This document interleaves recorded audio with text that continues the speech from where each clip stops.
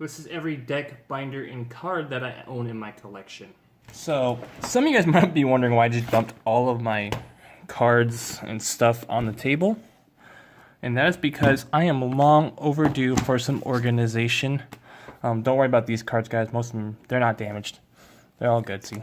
Like, they're all good still.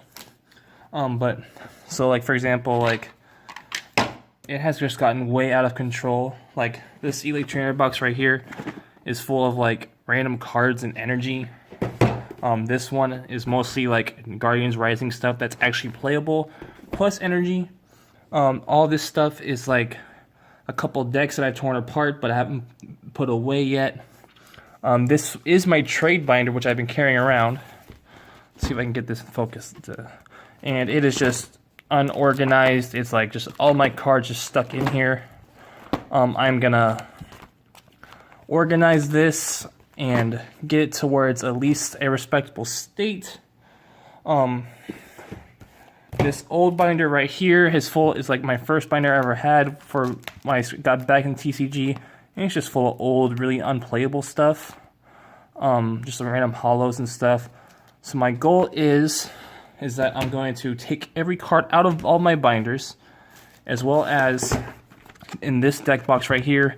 This purple side is this purple right here. This is the deck I've been playing. These are some decks I've been messing around with, plus my expanded deck, standard, expanded. In this pink deck box, I have a bunch of sleeves and some other playable cards in here that I'm going to start just put into a binder and have some organization in my life. And then, last weekend I went to a tournament at Conway Games in Vancouver. And since I got last place, I got this Ultimate Guard playset binder, which has it's a 3x4 binder. And I'm going to use this to have playsets of all the playable cards in standard and expanded. So that way me and LoneAzn can know what we have and what we can just use for bulk and what we can use for trades. So I'm going to move the camera to a different spot so you guys can see me do all of this BS. Alright, let's get this organization beginning. So let's just push all this stuff.